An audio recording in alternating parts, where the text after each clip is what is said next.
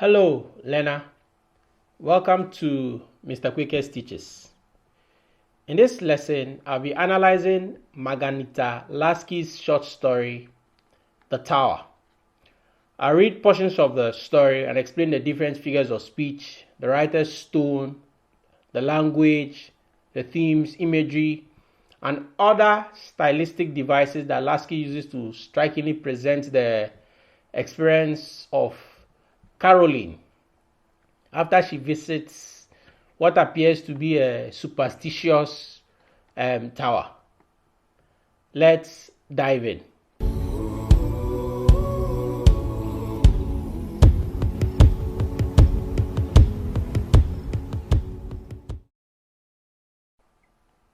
Now, just a brief synopsis on the story. So the tower is about a character called Caroline who wants to broaden and also strengthen readiness for an argument with her husband, and so decides to visit what would be considered a tower that has like supernatural powers attached to it because of the designer. And then it ends on a cliffhanger. Quite shockingly, the reader never finds out if she ever got down safely from the tower. Now, let's begin by speaking about the author, Marghanita Laski. She was born on October 24th, 1915. So let's begin by speaking about the writer, Marghanita Laski. She was born on the 24th of October, 1915, and she died on the 6th of February, 1988. She was an English journalist, radio panelist, and novelist. She was also the principal contributor to the writing of the Oxford English Dictionary. In this short story, The Tower, she recounts the harrowing experience of Caroline at a visit to an abandoned and haunted tower. Now, let's look at the title, The Tower. The title, The Tower, foreshadows and highlights the main setting of the story. Although aspects of the story occur in multiple other minor settings, it is the events at the tower and the actions and reactions of the protagonist, Caroline, there, that is the main defining aspect of the narration. Also, the words in the introduction, the Tower of Sacrifice and superstitious fear, I've highlighted them, adds a sense of foreboding to the narration. Now, if you observe, the text or the short story opens or begins with an italics type. In the portion where it says, the road begins to rise in a series of gentle curves, passing through pleasing groves of olives and vines. 5 kilometers on the left is the fork for Florence. To the right may be seen the Tower of Sacrifice, 470 steps. Now make a mental note of that, because at the end of the story, we realize that Caroline appears to have gone down. I mean, the step is sort of prolonged. And I mean, we can maybe try to infer or make multiple guesses of why that is the case. But please note that the 470 steps of the tower, built in 1535 by Niccolo di Ferramano. Now, this is also important because he is a builder, and then we realize that he's somebody that has like some sort of like a mystery history tied to him. Superstitious fear left the tower intact when in 1549 the surrounding village was completely destroyed. So think of it like the entire surrounding area was destroyed, save the tower. So the tower was the only thing that survived, and so the people who lived around it avoided it. But we see here that Caroline decides to visit it. Now, the first sentence reveals a sense of fulfillment seen in the use of the word triumphantly. So triumphantly, Caroline lifted a finger from the fine italic type. So that's also provides like tactile imagery. I'm going to talk about that. So she decides to go on an excursion by herself. And we're going to see the reason why, because her husband works for the British, worked with the British government, and he's been sent there. And he's somebody that's really engaged in the arts. And he sort of condescends when he speaks to her because, he's like, no, you're not just going to be one of those people who are like the tourist. You have to immerse yourself in the culture. And she decides to do that. dutifully. We are going to also speak about that as well. Now, the word there triumphantly describe how the protagonist she felt. So she felt really fulfilled. Now we also see the theme, okay, and a very important thing. The sentence also introduces the theme of self-expression. That's self-expression for Caroline, showcasing one's self-importance and a push to gain respect. So those are, I think, the three motivations that made Caroline visit the tower.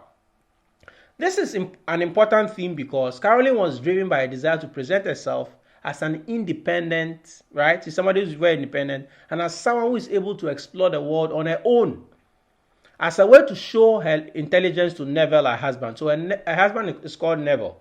Now, one of the things I also observe in the short story is that Laski appears not to like Neville as much, and we're going to see why that is the case because of the way she describes the way he speaks. You know, if you want to know a writer's attitude to a character, observe how the writer describes the character. In the introductory paragraph, the narrator mentions the name Neville twice. So there's the narrative voice, and suggests that engaging the art scenes of Italy is an important aspect of the couple's relationship. It also reveals that Neville is very knowledgeable about the arts, constantly accumulating hoard of culture. That's how he's described, right? So we see that there he's always accumulating. He's like somebody who is very voracious, and to a certain degree, he's also stingy. When he gets it, he does not want to let it go. So he's constantly accumulating hoards of culture. And that Caroline carried out her cultural excursion. That's how she describes it. So we see that here in the last portion of the green text where she says cultural excursion. So that's what Caroline engaged in. So she carried out the cultural excursion to prove a point.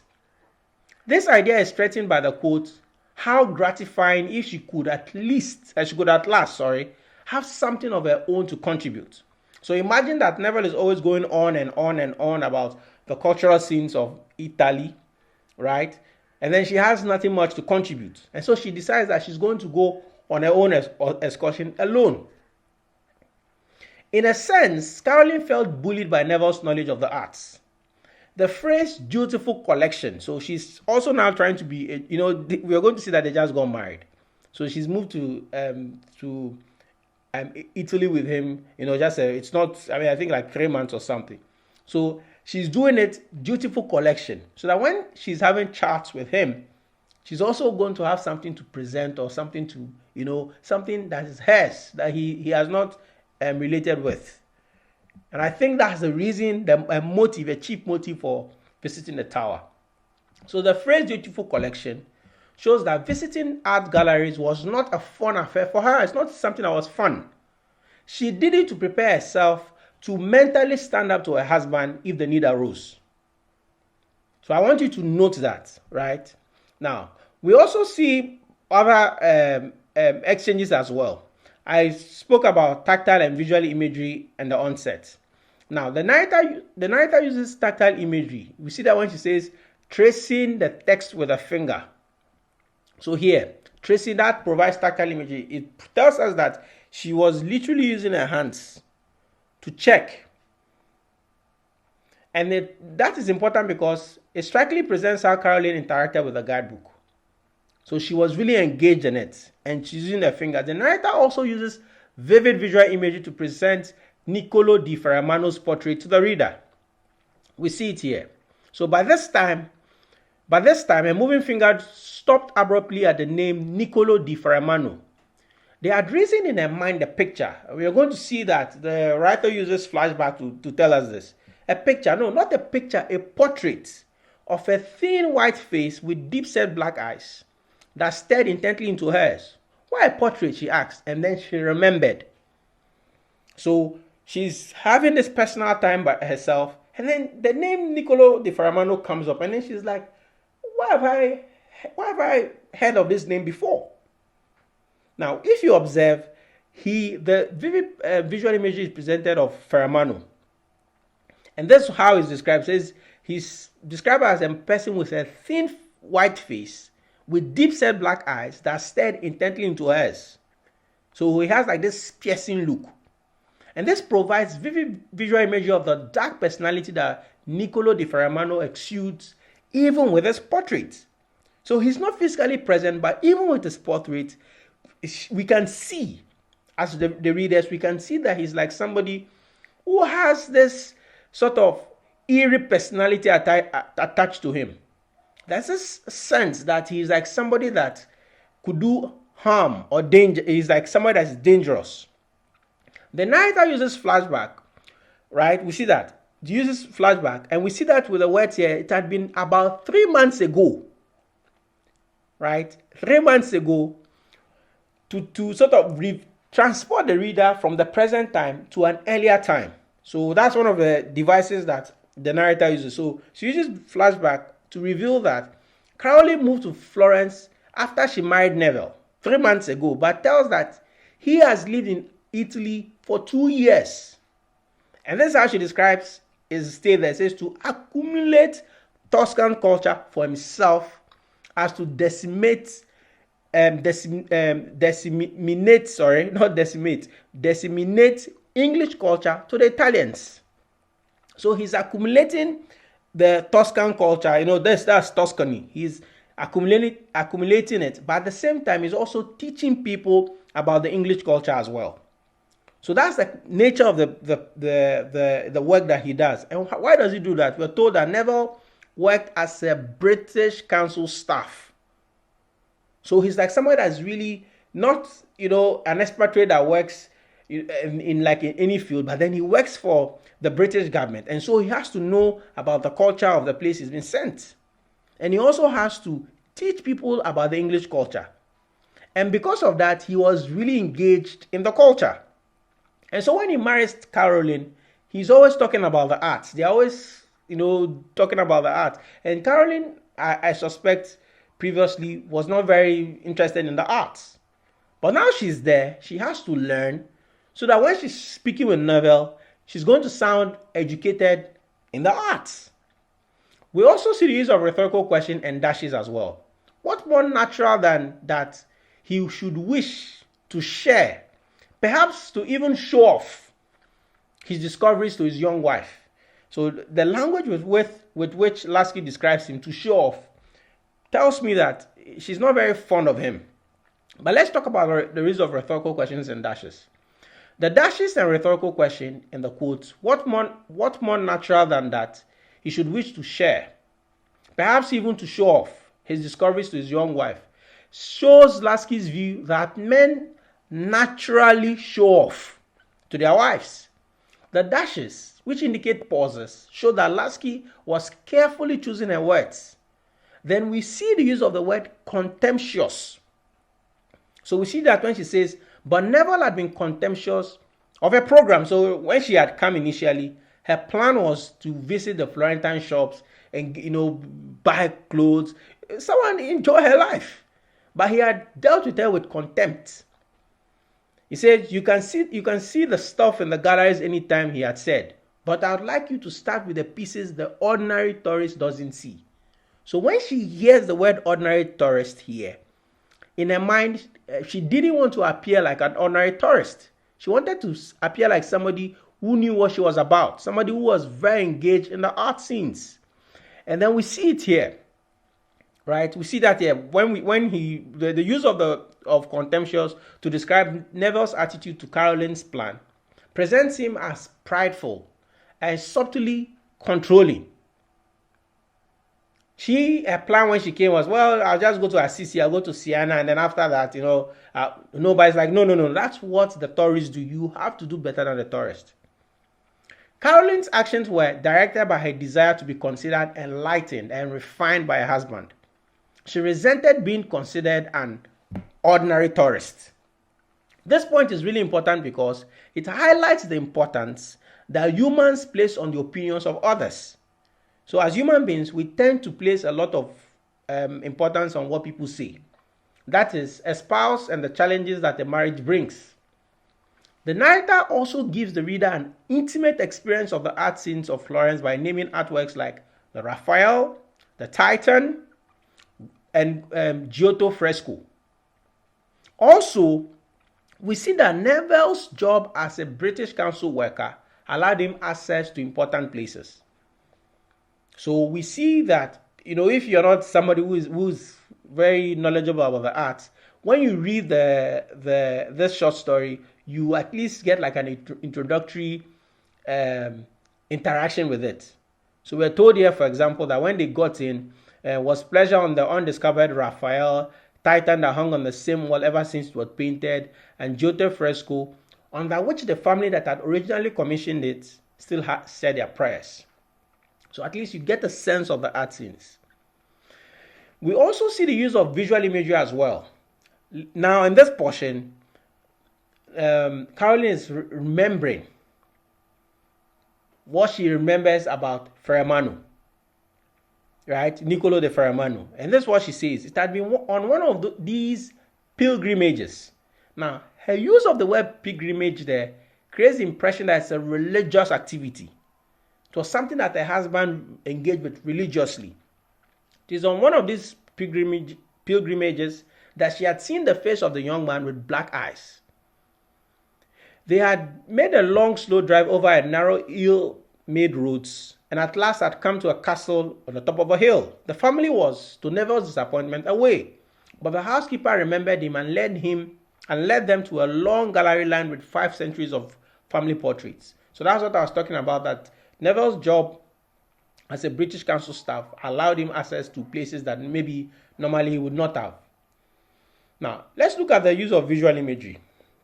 The young man with the black eyes presents vivid visual imagery of the posthumously mentioned Niccolo di Fermano. Around this point, he's been dead for centuries, but he plays a key part in the narration. The lack of color in his portrait makes him seem frightful and dangerous. Now let's look at some of the themes that are thrown up. The short story also highlights art is history. So you see that portion here where it says the family that had originally commissioned it still said their prayers. So art history is really important. So families paid for artworks, commissioned artworks, and then they were done. And it's like they owned it of sorts. So the short story also highlights art history and family history as important parts of the plot. The expression, the family that had originally commissioned it still said their prayers, and 5 centuries of family portraits strengthens this idea.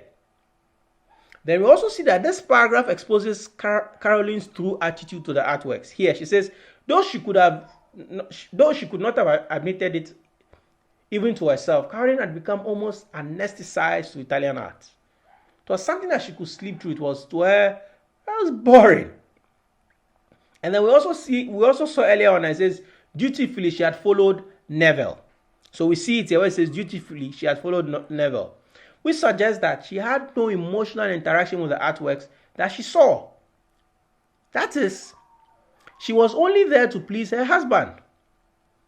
This quote, involuntarily, she had let her eyes wander around the room, glancing anywhere but at the particular portrait of Neville's immediate dissertation, reveals that Caroline was disinterested with what her husband was saying. So she sought other more interesting artworks to look at. So she's going with Neville, and then he's saying this about this artwork, and he's saying that about this artwork, but she's not interested. She's looking at everything except what he's talking about. So she's not interested in the artworks at all. But then suddenly we are told that she engages with one. Right? So Neville's reaction to Caroline focusing on the portrait of the girl, her eyes was caught by a face on the other side of the room. So that's what we see there. It was thus that her eye was caught by the face on the other side of the room, and forgetting what was due to politeness, she caught her husband's arm and demanded, Neville, who is that girl over there? But he was pleased with her. So at least for Neville, that's a good thing. The fact that she at least, she's not looking at what he's saying, but she's engaged with one herself. He said, I'm glad you picked that one out. It's generally thought to be the best thing in the collection. A Bronzino, of course. And they went over to look at it. So we see here that he was pleased. Remember, never really wants her to engage the art scenes. And now she's seen one. And so that pleased him. This paragraph introduces the reader to a posthumous character that died in her late teens. centuries ago. It also exposes the low life expectancy of those who lived in that period.